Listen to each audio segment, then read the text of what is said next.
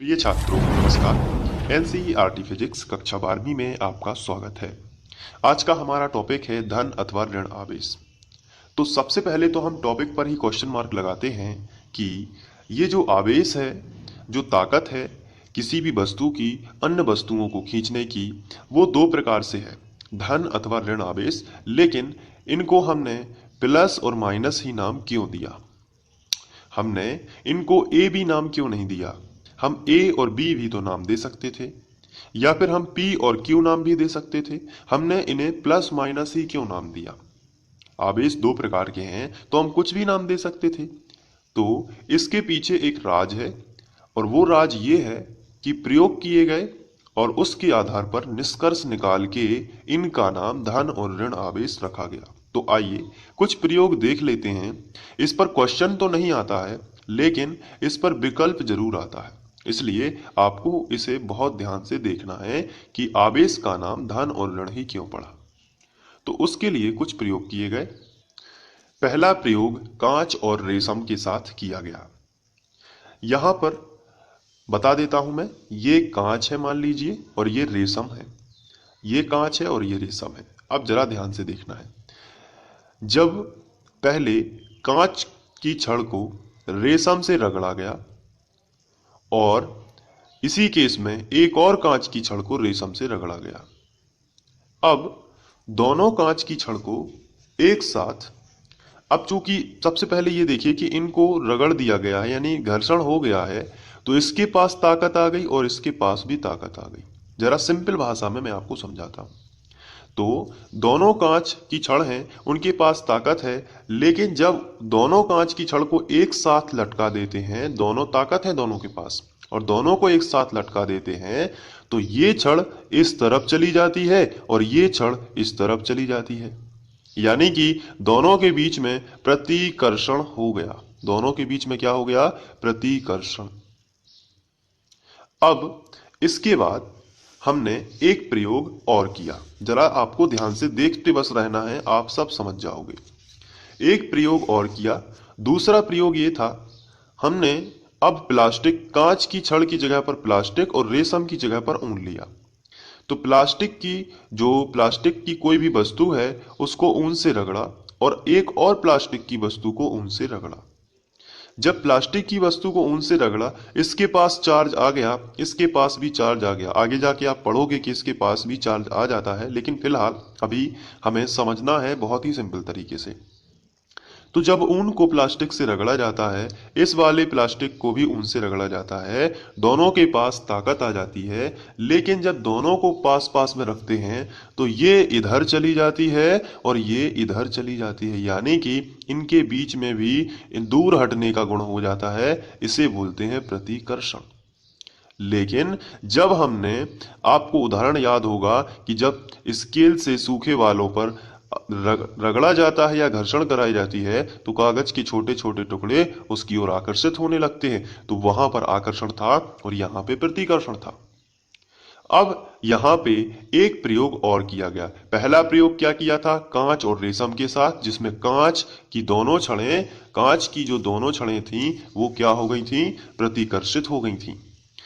और इसके बाद प्लास्टिक की दोनों छड़ें भी क्या हो रही हैं? प्रतिकर्षित हो रही हैं। अब जो तीसरा प्रयोग किया गया, उसमें कांच और प्लास्टिक को साथ में रखा गया, तो दोनों में आकर्षण हो गया। यहां पे क्या हो गया? आकर्षण। तो अब यहां पे सोचने वाली बात थी कि आखिर आवेश प्रतिकर्षित करता है कि आखिर आवेश आकर्षित करता है। यहां पे सवाल खड़े हो गए थे कि आखिर आवेश का गुण क्या है? प्रतिकर्षित करना कि आकर्षित करना? तो फिर ऐसी स्थिति में सोचा गया कि आवेश प्रतिकर्षित भी करता है और आकर्षित भी करता है। लेकिन जब ये दोनों आकर्षित होते हैं, फिर यदि हमने इस किसी युक्ति के माध्यम से इन दोनों का चार्ज नापा, इन दोनों का कि अभी कितना है, तो वो 0 मिला। इसका मतलब ये हुआ कि जब दोनों आपस में टच हो जाते हैं, जब दोनों आपस में क्या हो जाते हैं? टच हो जाते हैं, तो आवेश चला जाता है, भाग जाता है, यानी कि गायब हो जाता है।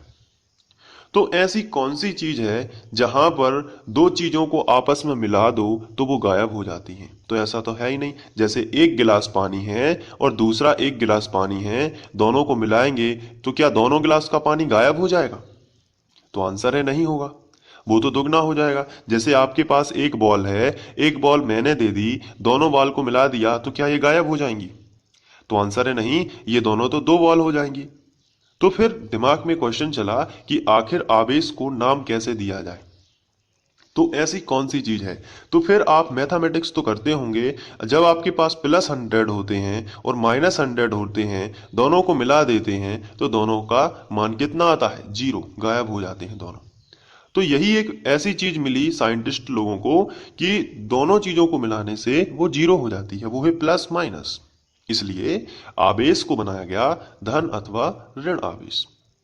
अब यहां पे कल्पना की गई कि यहां पे कांच जो है वो धन होगा और प्लास्टिक जो है वो ऋण होगा, तभी दोनों आपस में आकर्षित हो रहे हैं। तो इससे एक बात और सामने निकल के आती है कि प्लस और माइनस आपस में एक दूसरे को क्या करते हैं? आकर्षित करते हैं। जबकि अगर हम इस एग्जाम्पल की बात करेंगे प्लास्टिक की, तो प्लास्टिक को हमने क्या माना है? माइनस। तो यहां पे भी माइनस होगा और यहां पे भी माइनस होगा, इसलिए समान आवेश एक दूसरे को क्या करते हैं? प्रतिकर्षित। और यही ऑब्जेक्ट में पूछा जाता है। पूछा यह जाता है कि समान आवेश या फिर सजातीय आवेश आपस में एक दूसरे को खालिस्तान करते हैं, तो वहां पे आपको भरना है प्रतिकर्षित करते हैं, क्योंकि समान आवेश आपस में क्या होता है? उनमें प्रतिकर्षण। जबकि अगर हम बात करें कांच की, तो ये भी पॉजिटिव है, ये भी पॉजिटिव है, इसलिए हुआ था प्रतिकर्षण। क्योंकि सजातीय आवेश या समान आवेश एक दूसरे को क्या करते हैं? प्रतिकर्षित करते हैं। तो अब आप समझ गए होंगे कि समान आवेश एक दूसरे को क्या करते हैं? प्रतिकर्षित, जबकि विपरीत आवेश एक दूसरे को आकर्षित करते हैं। जैसा कि यहाँ पे आपको दिख रहा है, प्लस माइनस आपस में क्या हो रहे हैं? आकर्षित।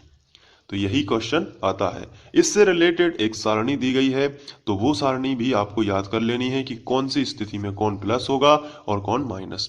तो ये देखिए, हम लोग पढ़ रहे थे पॉजिटिव एंड नेगेटिव चार्ज, जिसे इंग्लिश में पॉजिटिव नेगेटिव चार्ज भी बोलते हैं, तो इसलिए आपको इंग्लिश भी थोड़ी बहुत जरूरी है। अब इसके बाद ये जो तालिका है, ये आपको याद रखनी है कि जब दो वस्तुएं आपस में रगड़ी जाती हैं तो कौन धन होगा और कौन ऋण होगा। जैसे कांच और रेशम को जब आप रगड़ोगे, ये भी ऑब्जेक्ट में पूछा जा सकता है। जब आप कांच और रेशम को रगड़ोगे तो कांच होगा धन आवेश और रेशम होगी ऋण आवेश। जब आप फर और एबोनाइट, ये पदार्थ हैं, फर और एबोनाइट को जब रगड़ोगे तो फर होगी धन आवेश और एबोनाइट होगी ऋण आवेश।